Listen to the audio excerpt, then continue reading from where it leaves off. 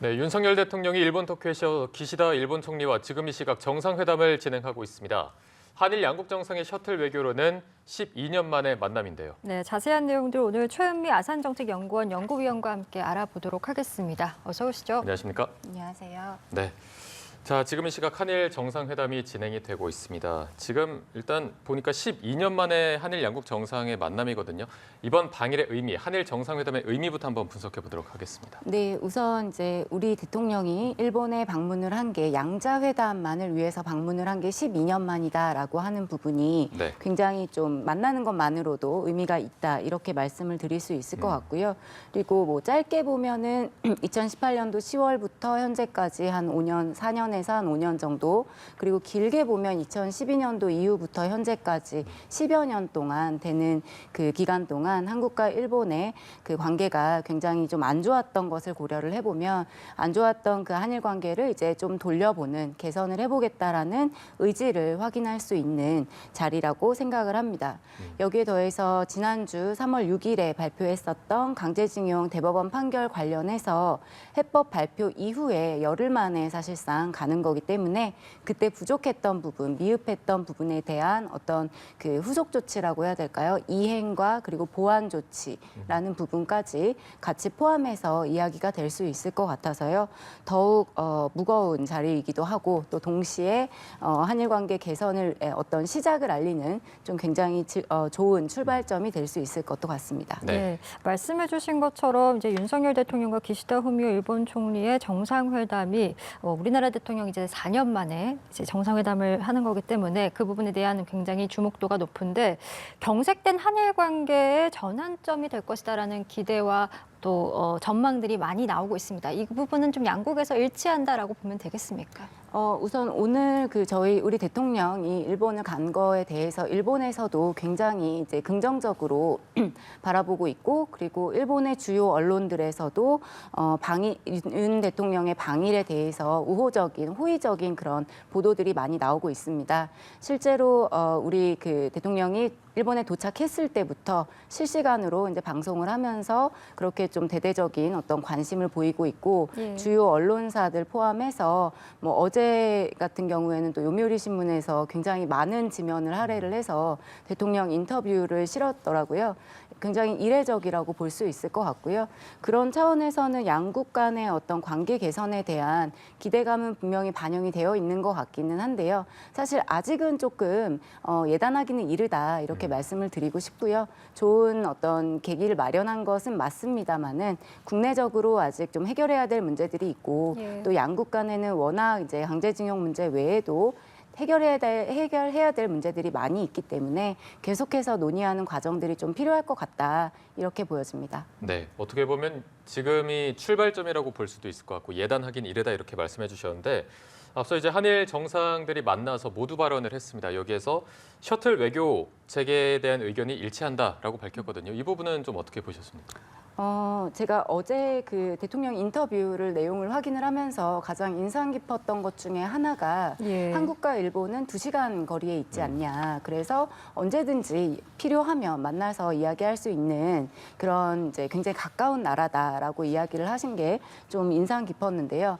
어떻게 보면 당연한 얘기인데 우리가 지난 한 10년 정도 되는 기간 동안 이 부분이 실제로 실현이 안 됐었기 때문에 여기에 대한 좀 의미 부여를 할 수 있다고 볼 수 있을 것 같고요.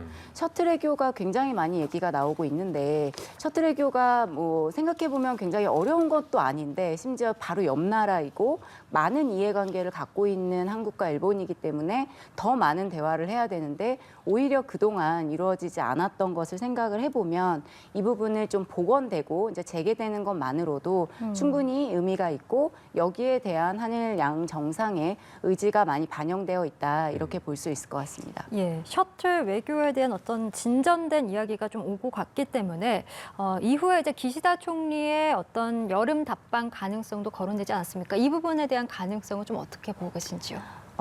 이제 우리 쪽에서 이번에 손을 많이 내밀고 또 이제 심지어 저희가 가기까지 했으니까 예. 일본에서 오는 부분에 대해서도 분명히 이제 고려를 하고 있을 거고 일본의 국내 정치적인 어떤 일정들을 고려를 했을 때 여름도 충분히 가능성은 있을 것 같습니다. 우선은 이제 4월에 일본 그 통일지방선거와 그리고 중의원, 참의원, 보궐선거가 있고요. 그거 끝나고 나서 5월에 그 G7 정상회의가 있죠. 그리고서 이제 한 여름 정도가 아마 조금 움직일 수 있는 여지가 생길 것 같기는 한데요. 근데 한 가지 더 고려를 해야 되는 거는 그러니까 일본과 우리나라는 그 정치 체제가 다르기 때문에 기시다 총리의 총리로서의 임기가 보장되어 있지는 않은 거죠. 예. 물론 자민당 총재로서의 임기는 보장되어 있지만 총리로서의 임기는 보장되어 있지는 않기 때문에 언제든지 이제 만약에 지지율이 굉장히 하락을 하고 그런 상황이라면 바뀔 수도 있는 상황이죠. 그래서 국내적으로 기시다 총리는 어쩌면 우리보다는 더 많이 지지율 관리라든지 지지율에 대해서 더 많이 신경을 쓴다든지 혹은 당내 어떤 그 기시다 총리가 속해 있는 파벌이 주류는 아니다 보니까 예. 네 번째 파벌이거든요. 그러다 보니까 아마도 조금 더 많이 신경을 쓰고 있을 것 같은데요. 그러면 이제 G7까지 해서 충분히 국내적으로 어떤 여론이나 지지를 많이 받게 된다면 그러한 그 여론의 지지를 기반으로 해서 움직일 수 있는 여지는 있을 거라고 봅니다. 다만 이제 두 번째 만나게 될 때는 그냥 오는 게 아니라 저희에게도 뭔가 저희가 손을 내밀었기 때문에 그 손을 잡을 수 있는 뭔가를 준비를 해야 될 거기 때문에 그 과정이 생각보다는 조금 더 걸릴 수 있지 않을까 그런 부분도 같이 한번 생각해 볼 수 있겠습니다. 박진 외교부 장관이 이제 물컵에 물이 반이 찼다라고 말을 했는데 이제 나머지 부분을 일본이 어떻게 채울 것인가. 일본의 성의 있는 호응 문제가 계속해서 나왔습니다. 그 3자 변제 방식도 그렇고 지금 당장은 어떤 구체적인 조치가 나오긴 어렵지만 앞으로의 후속 조치 이런 부분 일본의 성의 있는 부분 어떤 식으로 나올 거라고 좀 예상할 수 있을까요? 우선 성의 있는 호응이라고 했을 때 저희가 많이 기대하고 있는 것이 첫 번째는 일본 정부 그리고 일본 기업의 사과 그리고 일본 기업의 참여라는 부분이죠, 정확히는. 그런데 이 부분까지 가려면 사실은 시간이 조금 더 걸릴 것 같고요. 일본의 어떤 의사결정 그 시스템이나 혹은 속도나 이런 걸 봤을 때는 우리가 기대하는 것보다는 훨씬 더 걸릴 수 있다. 우리 같은 경우는 이제 물컵의 반을 한 번에 채운다면 예. 일본에서는 어쩌면 한 방울씩 채울 수도 있다. 이런 걸 좀 말씀을 드리고 싶고요. 그런데 아마 전체적으로 한일 관계가 좀 좋아지는 그런 개선의 무드가 형성이 되면 저는 일본에서도 이런 좀 전향적인 움직임이 나올 수 있을 거라고 기대를 하고 있습니다.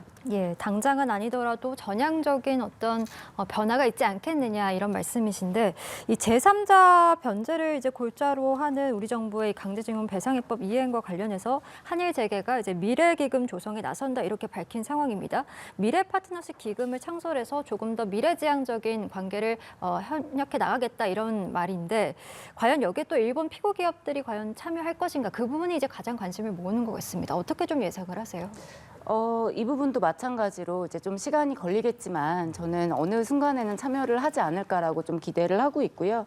아마 이제 경제계에서 이렇게 미래 파트너십 기금이라고 하는 것을 창설을 하는 거는 두 가지 측면에서 생각해 볼 수 있을 것 같아요. 첫 번째는 한일 관계 개선이라고 하는 조금 더 큰 차원이 있을 것 같고요. 예. 그리고 두 번째는 이제 그 한국과 일본 간의 그 강제징용 대법원 판결이라는 게 어쨌건 있었고 그걸 이행을 해야 되는 게 맞지만 그게 원칙이기는 합니다만 사실상 이 부분이 한국과 일본이 접점을 찾을 수 있는 부분이 전혀 없기 때문에 그래서 지금 제3자 변제라고 하는 어떻게 보면 좀 우회한다고 해야 될까요? 다른 방식을 마련을 한 건데 그러면 그렇다고 해서 일본의 피고 기업이 아무것도 하지 않느냐라고 하는 거는 저희 입장에서는 도저히 이제 받아들일 수 없는 부분이고 그러면 일본 피고 기업이 지금 당장 적극적으로 나서지는 못한다 하더라도 예.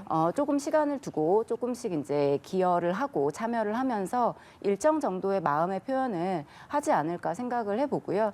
기왕이면 조금 더 적극적이고 주도적이고 조금 선제적으로 나오는 게 일본 기업에게도 좋다 그렇게 생각을 하고 있습니다. 지금 일단 피고 기업들은 그 미래 기금 참여 여부에 대해서 답을 하지 않았거든요. 당장은 뭐 이게 결정이 되지 않고 앞으로 시간이 조금 더 걸리면서 참여를 하는 식으로 된다면 일본 정부 측에서도 이 기업들의 어떤 참여를 촉구한다던가 그런 액션을 취할 수도 있습니까? 우선 뭐 일본 정부도 마찬가지고 한국 정부도 마찬가지고 어느 정부도 어느 나라의 정부도 기업에게 뭔가를 하라고 강요할 수는 없죠. 그래서 이 부분이 굉장히 어려운 부분인데 네. 한국과 일본이 이제 협의를 하는 과정에 있어서도 사실상 성의 있는 호응이라는 어떤 그 외교적인 수사를 얘기를 하기는 했습니다만은 이 안에는 자발성을 이제 얘기를 하는 거죠. 자발적인 참여를 얘기를 하는데 겉으로 표면적으로 나타나는 것은 자발성에 대한 기대입니다만은 실질적으로 얘기를 하는 거는 자발성을 저희가 요청을 하고 강요를 하고 있는 부분이기 때문에 일본에서는 더더욱 이렇게 한 발 더 뺄 가능성이 있는 거죠. 그러다 보니까 사실 가장 이제 기대할 수 있는 수준은 하야시 외무대신이 이제 이야기를 할 때 민간 기업에서 하는 어떤 참여하는 거에 대해서는 정부가 특별한 의견을 가지고 있지 않다라고 하는 게 아마 최상의 답일 거고요. 정부가 적극적으로 하라고도 이야기할 수 없고 하지 말라고도 이야기할 수 없기 때문에 아마 이렇게 된다면 정부에서 추후에 그 일본 피고 기업이 참여를 할 때 적극적으로 어떤 액션을 취하라고 말은 하지 않겠지만 이제 아무런 어떤 입장이 없다라는 말 안에 사실은 함축되어 있는 거죠. 해도 좋다라고 하는 이제 승인의 의미가 들어 있다라고 보고요. 그런 맥락을 좀 잘 읽어야 될 것 같습니다.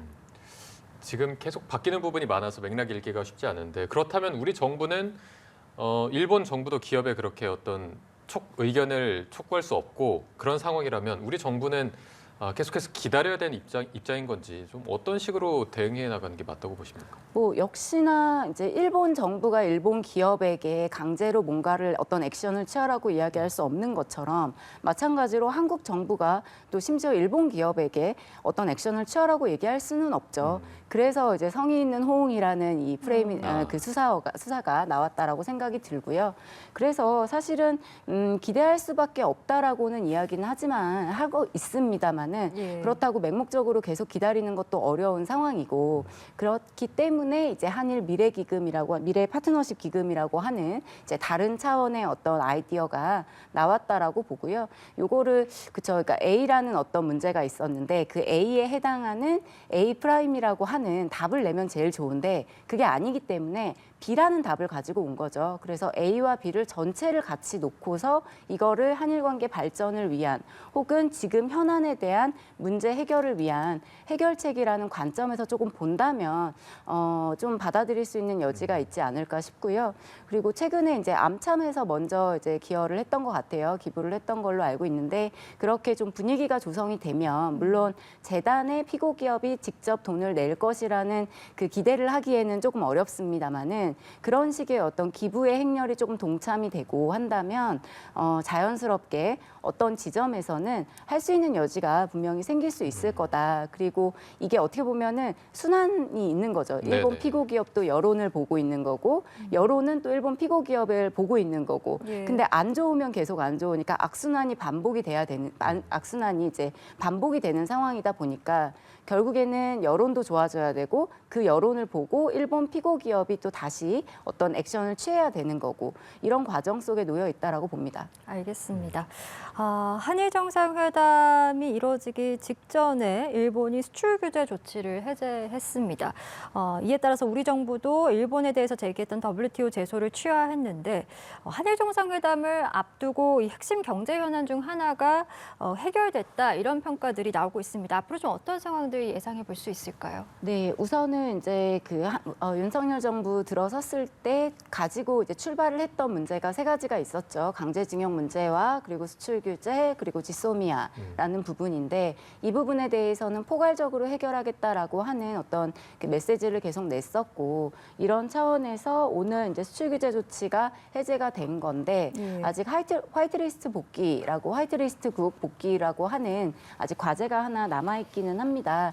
근데 이때 제 기억에 3월 6일에 우리 쪽에서 그 발표를 했을 때 강제징용 그 대법원 판결 관련한 해법을 발표를 했을 때 이후에 일본에서 이제 사죄 관련된 발언이 계승하겠다라는 발언이 나왔고 같은 날 동시에 이제 우리가 그 WTO 제소를 했던 것을 잠정 중단을 하면 한국과 일본의 실무 협의에 들어가겠다라는 이야기가 나왔습니다. 사실상 동시 일어나는 거고 그리고 절차상의 시간이 좀 필요한 거죠. 열흘이죠. 열흘 정도의 이제 시간이 지나면서 그 부분에 어떤 표면적인 이유가 해소가 된 거고, 그래서 오늘 발표가 된 거라고 보고요.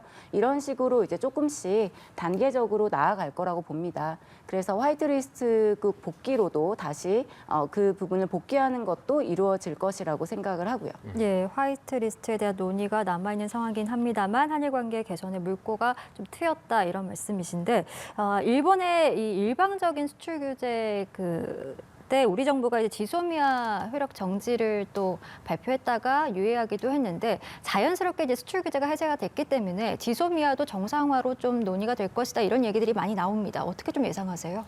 지소미아 자체는 지금 조건부 유예인 상태이기 때문에 사실 안 하고 있는 거는 아니고 다만 이제 조건부 유예라고 하는 조건이 하나 붙어 있는 거죠, 예. 앞에. 그러다 보니 이걸 지금 떼는 작업을 하는 거고 이 부분은 그런 거죠. 이제 마이너스에서 제로로 돌아가는 원래 있던 상태에서 떨어졌었다면 그 부분을 다시 돌리는 작업을 하는 거고 이게 아마도 이번에 이제 정상회담 과정에서 논의가 될 거고 그래서 원래의 상황으로 정상화되는 과정을 거칠 거라고 생각합니다. 네, 지금 뭐 대통령실도 지소미아는 한일 관계가 개선되면 자연스럽게 또 회복이 될 것이다라고 밝혔는데 지금 한일 정상회담이 진행되고 있을 테고 어떤 의제가 비중이 뭐 아무래도 제3자 해법이 가장 많이 논의가 될 텐데 전반적으로 비중을 좀 어떻게 저희가 보면 될까요? 우선은 세 가지 방금 이제 얘기가 됐었던 강제징용 문제와 사실상 제3자 변제라고 하는 부분은 어떻게 보면 지금 보여지는 현상으로는 한국이 거의 다 하는 거기 때문에 여기에 대해서는 일본이 아마 이제 호응을 할 겁니다. 근데 이것만으로 지금 부족하다라는 것이 저희의 입장인 거고 따라서 일본에서는 이에 상응하는 어떤 그 사죄 표명이라든지 혹은 추후에 저희가 뭐 일본 피고 기업의 참여를 지금 막고 있는 건 아니니까요. 열어둔 상태고 그 프로세스 중에 하나이기 때문에 예. 이 부분에 대한 논의가 가장 저는 필요하다고 생각을 하고요. 그리고 이후에 그 수출 규제와 지소미아 정상화라는 것들이 우선 논의가 될 것 같고요. 그리고 오늘 그 북한에서도 이제 미사일 관련한 예. 것이 있었기 때문에 아마 지역 안보 차원에서 이러한 북핵 위협에 대한 한미일 공조, 한미일 안보 협력에 대한 논의가 있을 것으로 여겨집니다. 여기에 대해 이걸로 인해서 이제 뭐 오늘 보도가 또 나오는 것들을 보니까 외교 군사 당국 간의 2+2 한일 안보 정책 협의회를 재개한다 이런 네. 표현들이 이야기들이 좀 나오더라고요. 이런 식으로 단순히 우리가 공조하자라는 것이 아니라 그동안 좀 하지 않았던 멈춰 있었던 실질적인 논의를 다시 정상화시키자라고 하는 논의들이 나올 것 같고요. 아마 우선순위로 보자면은 앞서 말씀드린 세 가지 그리고 지역 안보 차원의 어떤 협력의 논의가 있을 것 같고 그 외에는 이제 경제 안보라는 부분이 있죠. 또 예. 이번에 경제계에서도 또 같이 움직였기 때문에 경제 협력에 대한 부분, 뭐 무역, 투자, 통상 뭐 이런 부분, 정보통신이라든지 이러한 것들이 같이 논의가 될 것 같고요.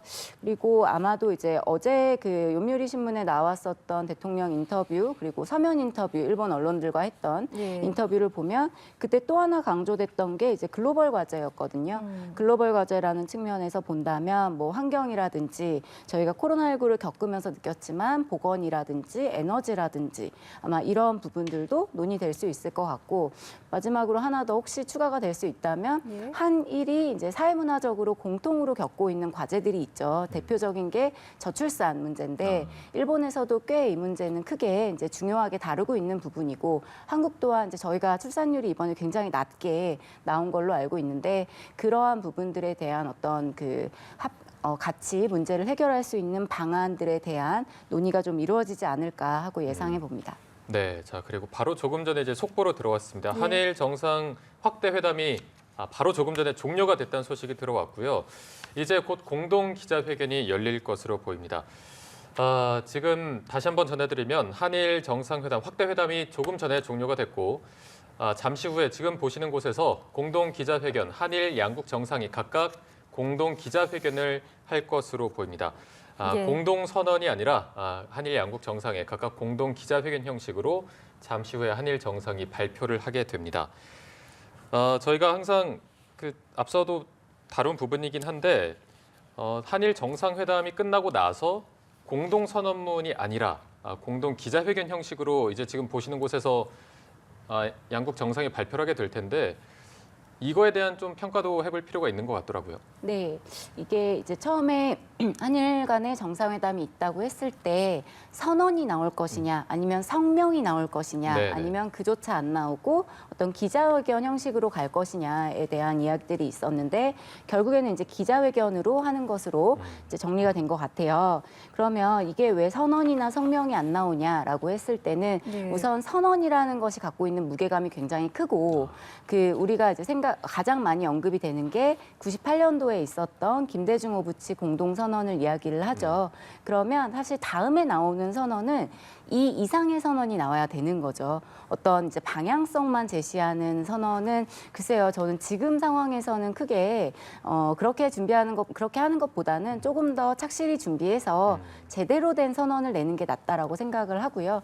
실질적으로 어떤 실무적으로 준비하는 기간도 너무 짧았고, 그리고 지금은 어떤 이제 문서화된 보여주는 식의 어떠한 것이 아니라 지금은 한국과 일본의 그 정상화 과정이니까요. 우리가 한 번 만났다고 해서 오늘부터 우리가 관계가 좋다고 이야기할 수는 없는 거잖아요. 이 이후에 또 악화가 될 수도 있는 거고. 그래서 양국 정상 간의 어떤 신뢰 회복이라든지 친교를 다지는 자리라든지 이러한 것에 더 방점을 두었다고 보고요. 그런 차원에서는 기자회견이라는 형식으로 정리가 된 게 아닌가 그렇게 생각을 합니다. 예, 지금 한일 정상 확대 회담이 종료가 됐고 이제 곧 공동 기자회견이 열릴 것으로 보이는데 당초 예상됐던 이 회담 시간이 1시간 반입니다.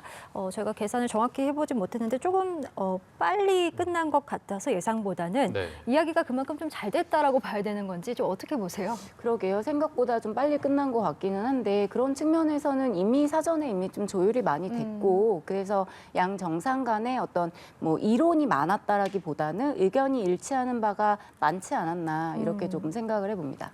예상하는 수순 안에서 조금 의견 일치가 된 것으로 저희가 보면 될 것 같은데 기시다 후미오 총리가 그 강제징용 해법에 대해서 단순히 동의하는 정도의 의견 표명을 할 것이다라는 언론 보도가 많았거든요. 지금 이렇게 빨리 끝난 걸로 봐서는 그거를 넘어서 어떤 사죄나 반성의 의미를 담은 발언, 의사표명을 할 가능성은 좀 어느 정도 있다고 보십니까? 계속 나왔던 얘기는 사실은 6일에 이야기했던 그 역대 정부의 담화를 계승하는 수준을 넘어서진 않을 거다라는 이야기들이 많이 나와서 네. 사실은 아직은 조금 기대하기는 어려운데 회담이 이렇게 빨리 끝났다라고 하는 거는 글쎄요, 두 가지 중에 하나일 것 같아요. 실제로 그 이상의 것을 하기가 어렵다라는 판단 하에 일찍 끝내고 다음을 기약을 하는 것인지 아니면은 우리가 기대를 하고 있는 어떤 표현이 나올 것인지 이 둘 중에 하나일 것 같은데요.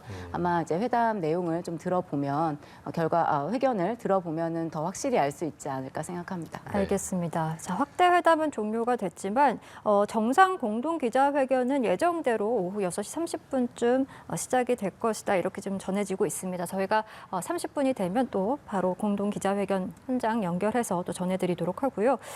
글쎄요, 뭐 일본 외교했을 때 이 오모테나시 외교라는 말이 많더라고요. 그러니까 외국 정상을 극진하게 대접한다라는 말인데 이번에 윤석열 대통령도 이번 정상회담 이후에 이제 만찬 부분이 굉장히 관심을 모았습니다.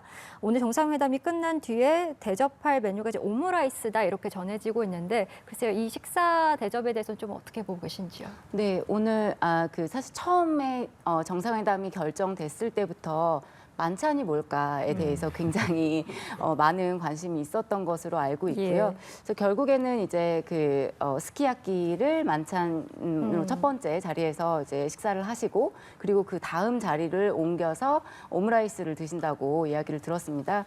그래서 실제로는 이제 저녁 식사를 2번 하시는 네. 그런 상황인데요. 이걸 어떻게 봐야 될까라고 해서 볼 때는 그 장소가 특히나 이제 오므라이스를 파는 그 장소가 자체가 굉장히 어떤 호화스럽거나 굉장히 어떤 값비싼 곳이라기보다는 예. 굉장히 오래돼 있고 전통이 있는 그런 곳이라고 들었습니다. 근데 굉장히 서민적인 곳이라고 들었는데 여기를 택한 이유가 이제 그 윤 대통령의 어떤 희망사항이라 그래야 될까요? 본인의 추억이 얽혀 있는 장소여서 일본에서 이 부분을 오히려 이제 식사를 한번 하고 그다음 또 하는 이런 자리를 마련했다라고 이제 이해를 하고 있고 그만큼 일본 나름의 어떤 그 오모테나시라고 할까요? 상대방이 원하는 것에 어떤 최대한을 해주려고 하는 그러한 것들이 반영되어 있는 것이 아닌가라고 생각을 합니다. 네. 자, 이제 잠시 후면 한일 정상회담의 공동 기자회견이 열릴 것으로 보이고요. 예. 말씀해 주신 대로 지금 굉장히 이례적으로 뭐 한일 정상이 만찬을 가지는 부분도 있고 앞으로의 관계를 저희가 조금 더 좀 예측을 해볼 필요가 있을 것 같습니다. 한미일 공조 부분도 지금 미국도 굉장히 관심을 가지고 지켜보고 있는데 한미일 공조 부분, 이 부분도 속도를 낼 것 같거든요. 네, 한미일 공조 관련해서는 지금 이제 3월에 방일을 하고 4월에 방미를 하고 또 5월에 G7에서 이제 만날 가능성도 굉장히 높기 때문에 이 얘기는 3월, 4월, 5월은 결국에는 한미일이 협력을 강화할 수 있는 어떤 기반을 형성할 수 있는 자리이기 때문에 향후에 분명히 이제 안보적인 측면이나 경제적인 측면에 있어서 협력의 가능성은 높아질 거라고 생각을 합니다. 다만 이 과정에서 이제 놓치지 말아야 될 것이 국내라는 부분이죠. 네, 국내 네. 여론도 지금 생각을 해야 되는 것이고 일본도 마찬가지고 한국도 마찬가지고 아직은 저희가 좀 예단하기 어렵다라고 말씀을 드리는 것도 국내에서 여전히 그 강제징용 해법에 대한 반발 여론이 많이 있기 때문에 이 부분을 고려하지 않을 수 없다고 보고요. 향후에 이 부분이 다시 어떤 법적 논쟁이 되거나 또 다른 어떤 현금화 과정을 거치거나 혹은 혹시 뭐 다른 어떤 역사적인 갈등으로 빚어진다고 할 때는 지금 개선의 물꼬를 텄습니다마는 그게 꼭 좋은 방향으로 가지 않을 수도 있다. 그렇게 되면 한미일 관계는 글쎄요 지금 기대하는 것만큼은 미치지 못할 수 있기 때문에 대외적인 부분도 분명히 신경을 써야 되지만 대내적인 부분도 신경을 써야 된다라는 거 한 가지 말씀드리고 싶고 그리고 한미일 관계가 이렇게 강화가 될 때는 역시나 이제 저희한테는 북한 문제 해결이라고 하는 큰 과제가 있기 네. 때문에 중국이나 러시아와의 관계도 신경 쓰지 않을 수 없고 그 과정에서 만약에 한미일 관계만 너무 신경을 쓰다가 중국과의 관계라든지 혹은 러시아와의 관계라든지 북한 문제 해결을 하는 데 있어서 이 부분을 소홀히 하면 오히려 긴장이 더 고조될 수가 있기 때문에 사실은 한국 외교는 굉장히 어려운 위치에 있고 언제나 그랬지만 네네. 그리고 그 과정을 이제 지혜롭게 해결해 가는 게 아마 윤석열 정부가 갖고 있는 최대의 어떤 그 고민거리이지 않을까 그렇게 생각합니다. 네, 말씀해주신 대외적인 부분도 챙겨야 되고 대내적인 부분도 챙겨야 되고 여러 국가들 사이에서 항상 우리 정부는 균형이 중요했었는데 일단 말씀해주신 대내적인 부분만 보자면 한일 양국 모두 국내 여론을 좀 잘 아울러야 될 필요가 있어 보이는데 국내 여론을 위해서 한일 양국 어떤 움직임을 보일 거라고 좀 예상하십니까? 우선은 이제 그 3월 6일에 발표된 게 그 발표로 끝이 아니라 사실상 시작이고 앞으로 더 과정, 하나의 어떤 일련의 프로세스인 거죠. 그 프로세스를 진행하는 그 상황에서 양국에 어떻게 보면 더 과제가 더 많다 이렇게 볼 수 있을 것 같고요. 그런 차원에서는 우선은 한국 같은 경우에는 그 두 가지일 것 같습니다. 하나는 국내 일반 국민들을 위한 어떤 설명 노력 이 부분은 조금 더 진정성 있는 자세로 해야 될 것 같고요. 네. 어떠한 그 방식이 될지는 모르겠지만 단순히 이제 뭐 한일 관계 개선이 필요하다가 아니라 한일 관계 개선이 왜 필요한지 그리고 한일 관계가 왜 중요한지 그러기 위해서 강제징용 문제에 대한 해법은 왜 이렇게밖에 할 수 없는지에 대한 설명 노력은 반드시 있어야 될 거라고 생각을 하고요. 예. 그리고 두 번째는 피해자분들이죠. 피해자분들 기준으로 했을 때 저희가 15분을 이야기를 하고 있는데 생존자분들과 그리고 유족분들에 대한 어떤 아픔을 보듬는 게 꼭 필요하다. 그게 일본 정부만 해야 되는 게 아니라 일본 정부나 피고 기업만 하는 게 아니라 한국 정부 또한 그분들이 굉장히 오랜 기간 동안 고통을 받아오셨기 때문에 사실상 뭐 여러 가지 이야기가 있긴 합니다만 역대 어느 정부도 강제징용 문제를 이렇게 전면에 나서서 해결해 보겠다고 했던 정부는 없습니다. 그러다 보니 실제로 유족분들 가운데에서도 이렇게 정부가 열심히 해줘서 고맙다라고 말씀을 하시는 분들이 계시는 걸로 알고 있습니다. 그렇기 때문에 이제는 좀 이제 대통령이라든지 혹은 대통령을 비롯해서 이제 그 고위급에서 피해자분들과 유족분들을 만나서 그동안의 좀 고통이나 아픔을 보듬어 드리는, 공감해 드리는 그런 노력이 꼭 필요하다, 그렇게 생각하고 있습니다. 네. 알겠습니다. 앞서도 살짝 언급된 부분이긴 한데 오늘 윤 대통령 출국 3시간 전에 이제 북한이 ICBM을 발사하면서 이것이 한일 정상회담을 겨냥한 것이다, 이런 이제 평가들이 나왔는데, 앞서 회담을 앞두고도 두 정상이 관련된 메시지들을 내놓은 만큼 지금 있을 공동 기자회견에서 뭔가 북한과 관련된 일체된 메시지가 나올 것인가, 그 부분도 좀 관심을 모으는 것 같습니다. 실제로 좀 어떻게 예상하세요? 우선 그 회견의 결과를 봐야겠지만 오늘 북한에서 이렇게 ICBM을 발사했던 것을 봤을 때는 이 부분에 대한 것이 비중 있게 논의가 됐을 것 같고요. 예. 결국에는 공동의 위협이라는 인식이 일치가 될 거라고 보고, 그렇기 때문에 뭐 회견에서도 충분히 이 부분에 대한 어떤 논의, 그리고 한일 협력의 필요성이라는 부분이 조금 더 강조되지 않을까 하고 생각해 봅니다. 방금 말씀해주신 부분이 그 대외적인 노력 부분과도 겹치는 부분이 있는 것 같은데, 중국의 입장을 보면 윤 대통령이 일본 방문 이후에도 양국 관계 개선 어려울 것이다라는 입장을 밝혔거든요. 앞으로의 중국과의 관계 위치랄까요? 이런 부분 어떻게 가져가는 게 맞다고 보십니까? 제가 일단 중국 전문가는 아니라서 제가 뭐라고 이제 깊게 말씀을 네네. 드리기는 어렵습니다만은, 역시나 이제 북한 문제를 생각을 하고 또 이제 경제 문제를 생각을 할 때는 중국과 너무 이제 뭐랄까요, 이제 척을 지는 그런 관계가 돼서는 당연히 안 될 거고요. 꾸준히 노력하면서 어떤 대화의 과정을 통해서 한국의 명확한 입장을 밝히는 것은 중요하다라고 봅니다. 저희가 여태까지 한국이 한반도의 어떤 지정학적 특성상 전략적 모호성이라는 것을 오랫동안 취해왔죠. 그런데 이 전략적 모호성이 이제 수명을 다했다, 그리고 더 이상 그렇게 갈 수 없는 시대가 됐다라는 게 아마도 이제 작년에 굉장히 많이 이야기가 됐었던, 재작년부터 해서 많이 이야기가 됐었던 것으로 알고 있습니다. 그리고 윤석열 정부에서 지금 보여주고 있는 것은 전략적인 어떤 명확성이라는 측면이기 때문에 글쎄요, 이렇게 왔다 갔다 하는 것보다는 저는 오히려 우리의 어떤 일관된 원칙과 기조는 명확하게 유지를 하면서, 그리고 그 가운데서 중국과의 관계를 조금 우호적으로 가져가는 게 필요할 것으로 여겨집니다. 네. 이제 곧 있으면 윤석열 대통령과 기시다 총리의 공동 기자회견이 있을 것으로 보입니다. 아직은 지금 두 정상이 모습을 드러내지 않고 있는 상황인데요. 오늘 일정 좀 다시 정리를 해보면, 윤 대통령이 일본에 도착해서 첫 일정으로 제1동포들과 간담회를 진행을 했고, 이어서 이제 오후에 기시다 총리를 만나서 소수만 배석하는 소인수 회담을 가졌고, 이후에 범위를 넓혀서 확대 회담을 가졌습니다. 그리고 이제 곧 공동 기자회견을 통해서 정상 간에 나눈 회담 내용을 이제 발표를 할 것 같습니다. 오늘 이 회담에 참석했던 면면을 또 보면 박진 외교부 장관도 있었고, 추경호 강제부총리, 김은혜 홍보수석, 김태훈 안보실 1차장 등의 모습이 앞서서 보였습니다. 이렇게 좀 참석자들의 면면을 봤을 때 어떤 부분이 좀 더 중점적으로 다뤄졌을 것이다, 이렇게 좀 예상해 볼 수 있는 부분이 있을까요?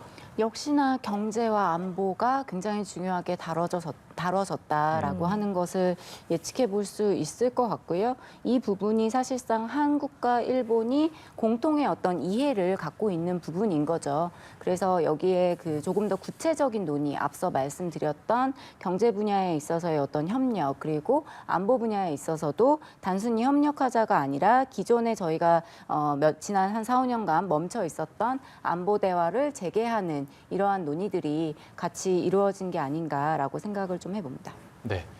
자, 지금 이 시각 일본 도쿄 총리관저의 기자회견장 모습을 보여드리고 있습니다. 이제 기자들과 관계자들까지 모두 들어서서 한일 양국 정상의 입장만을 기다리고 있는 상황이고요. 잠시 후에 한일 양국 정상의 공동 기자회견이 예정이 돼 있습니다.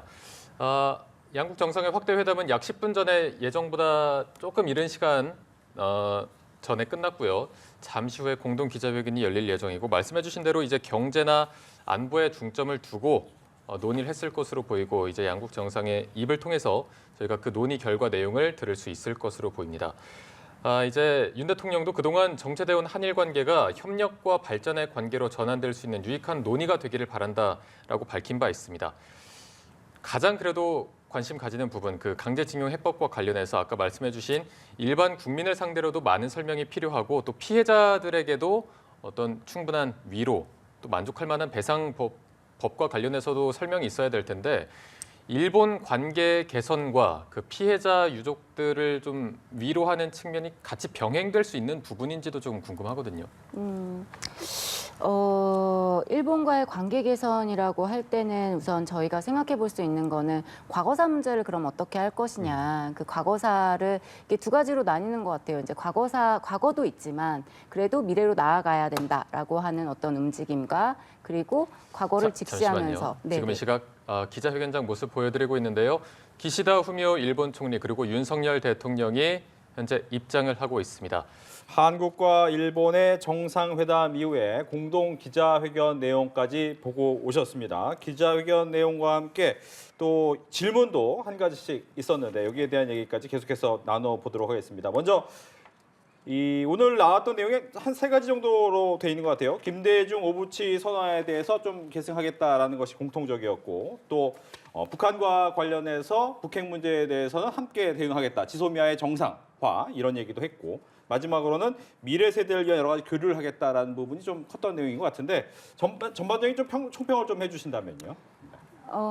일단 굉장히 이제 의미 있는 12년 만에 이루어진 또 정상회담이다 보니까 의미 있는 자리라고 생각을 했고 그 과정에서 좀 폭넓게 논의가 된 것 같습니다. 방금 말씀해 주셨던 부분들 포함해서 뭐 구체적으로는 이제 안보 대화 재개라는 부분들도 나왔고 또 한중일 대화 프로세스를 재개하겠다라는 부분이라든지 경제 안보, 수출 규제, 민간 교류 협력 굉장히 좀 폭넓게 이야기가 됐고 양 정상 간의 뭐 상호의 어떤 국익을 위해서 다양한 부분에서 협력을 하겠다라고 하는 거는 확실하게 일치를 본 것 같습니다. 그리고 좀 인상 깊었던 거는 이제 기시다 총리와 우리 윤 대통령 두 사람 다 이야기했던 부분들이 형식에 구애받지 않고 대화를 자주 하겠다라고 했던 부분이 좀 인상 깊었습니다. 그런데 이제 아쉬웠던 부분은 역시나 이제 우리가 기대를 조금 하고 있었던 과거사 특히 이제 강제징용 문제에 대한 일본 측의 어떤 그 사죄 표명이라는 게 좀 구체적으로 나왔으면 했는데 그렇진 않았던 것 같고요. 그냥 3월 6일에 이야기를 했던 그 계승을 이제 확인하는 수준에 그쳤다라는 점에서는 좀 아쉬움은 남습니다만은 기시다 총리가 마지막에 이제 강조를 했던 것처럼 하나씩을 한 2-3번 말씀을 하셨던 것 같아요.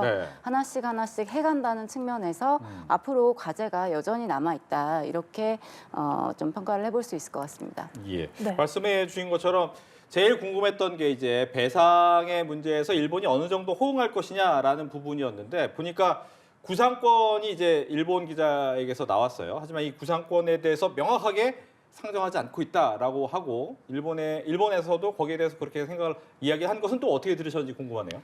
구상권이라고 하는 거는 일단 이제 글쎄요, 이제 한국 정부 현재에서는 이제 상정하고 있지 않다라고 얘기를 하고는 있습니다만은 뭐 향후에 또 정권이 혹시 이제 바뀌게 되고 또 생각이 달라지면 그 부분을 지금 상황에서 제어할 수 있는 거는 솔직히 없는데 현실적으로는 없는데 만약에 그렇게 됐을 경우에 한국 외교의 큰 틀에서 봤을 때는 저는 그거는 뭐 여나 야 혹은 정권에 상관없이 한국 외교로 봤을 때는 너무 큰 손실이라고 생각이 들고요.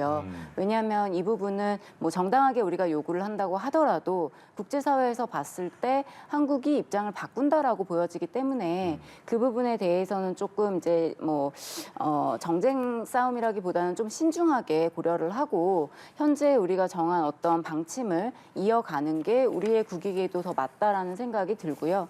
구상권 얘기를 자꾸 한다라는 거는 사실 뭐 이 부분을 실제로 행사하는 행사하지 않는다라기보다는 그만큼 아직도 한국에 대한 어떤 일본의 신뢰가 부족하다라는 거고, 그거는 일본의 책임만은 아닌 것 같아요. 우리도 그만큼 신뢰를 주지 못했기 때문에 이제 이런 질문들이 계속 나온다고 보고요.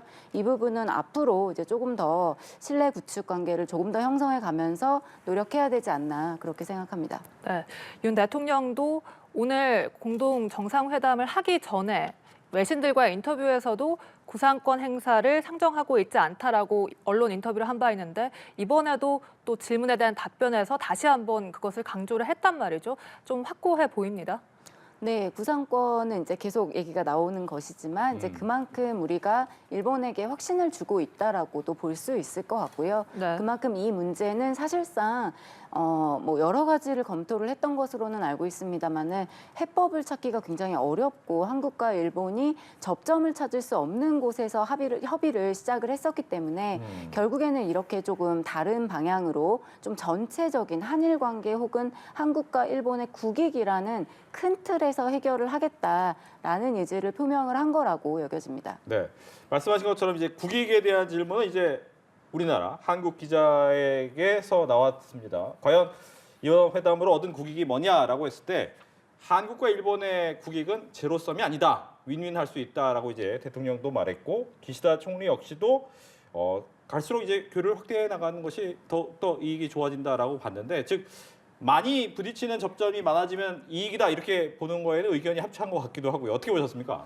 네, 이제 국익이 무엇이며 국민을 만족시킬 수 있는가, 이 부분은 사실은 측정하기 굉장히 어렵죠. 기준도 모호하고, 그러면 우리의 국익을 어떤 기준으로 놓고서 이야기를 할 수 있는가인데, 결국에는 이 부분은 저는 글쎄요, 회담 한 번으로 나올 수 있는 거는 아니라고 보고요. 조금 더 이제 좀 진전이 되고 상황을 본 다음에 장기적인 측면에서 이야기가 돼야 된다고 보고, 결국에는 이제 일본에 대해서 우리가 함께 가야 할 파트너로 상정을 하고 있는 것인지, 아니면 우리가 적대시해야 할 어떤 대상으로 보는지에 따라서 생각이 달라질 수 있을 것 같습니다. 그런데 현재 이제 국제 정세상 네. 우리가 물론 일본과 과거에 어떤 좀 어려웠고 이제 좀 고통스러웠던 과거가 있기는 합니다만, 결과적으로 봤을 때는 국제 정세상의 어떤 어려움 속에서 우리가 뜻을 함께하는, 생각을 같이 하는 국가들과 함께 가야 되는 것이 맞다라고 보고요. 네. 그 과정 속에서 신뢰라는 것이 형성이 되고, 그렇다면 한국과 일본의 어떤 정보 교류라든지 국익에 대한 논의라든지 이런 걸 같이 해나갈 수 있는 파트너가 누구냐라는 거를 생각을 하는 거죠. 그런 차원에서 아마 나온 우리의 윈윈이라는 게 이제 그런 의미가 아닐까라고 생각합니다. 여기서 한 가지 더 나온 것이 이제 북핵에 대해서 굉장히 우리나라뿐만 아니라 일본에서도 민감하게 얘기하면서 지소미아를 완전 회복했다라고 얘기를 했단 말이죠. 굉장히 그 부분은 큰 의미가 있다라고 보이는데, 한미일 공조 또 한일 공조에 대해서도 생각이 많았던 것 같습니다. 네, 지소미아 같은 경우는 일단은 이제 원래 지속을 하고 있었고, 네. 그리고 저희가 조건부 유예라고 했었기 때문에 사실상 이제 앞에 조건이 붙어 있었다라는 거를 이제 떼는 작업, 그래서 이제 마이너스에 있던 상황에서 제로로 돌아오는 복귀의 과정을 거쳤다라고 생각을 하고요. 여기에 대해서는 한국과 일본의 어떤 군사정보 교류라고 하는 부분을 좀 중요하게 생각을 한 것으로 여겨집니다. 나아가서 아마도 뭐 추후에 한국과 일본과 미국이 함께 공조하는 과정에서 북핵 문제에 대한 혹은 미사일 발사 그 실험에 대한 어떤 실시간 정보 교류라든지 다양한 어떤 협력의 과정이 있을 거라고 생각을 하고요.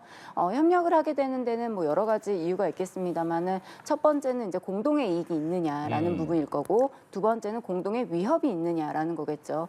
북한의 핵이라고 하는 것은 글쎄요, 이제 보시는 분들에 따라서 좀 가치 판단이 다를 수는 있겠습니다만은, 핵이라고 하는 건 굉장히 위험하다라고 하는 거에 대해서는 아무도 부정할 수 없을 것이고, 그 부분에 대해서 어떻게 대응해 나가야 될 것이냐라고 하는 부분에 한국과 일본의 어떤 생각과 이해가 일치가 됐고, 그 안보 협력이라는 첫 단계에서 지소미아가 이제 복원이 된 것이다라고 볼 수 있을 것 같습니다. 네, 또 오늘 기시다 총리의 기자회견 발언 중에서 눈여겨볼 만한 부분이 그 전까지는, 오늘 정상회담 전까지는 기시다 총리가 역대 내각의 역사인식을 계승한다 이렇게 발언을 해서 과연 이 역대 내각이 어떤 내각이냐 이런 질문이 있었는데, 오늘 기자회견에서는 김대중 오부치 선언 역사 인식을 계승한다. 구체적으로 지목을 했단 말이죠. 이건 좀 더 발전했다 이렇게 볼 수가 있습니까?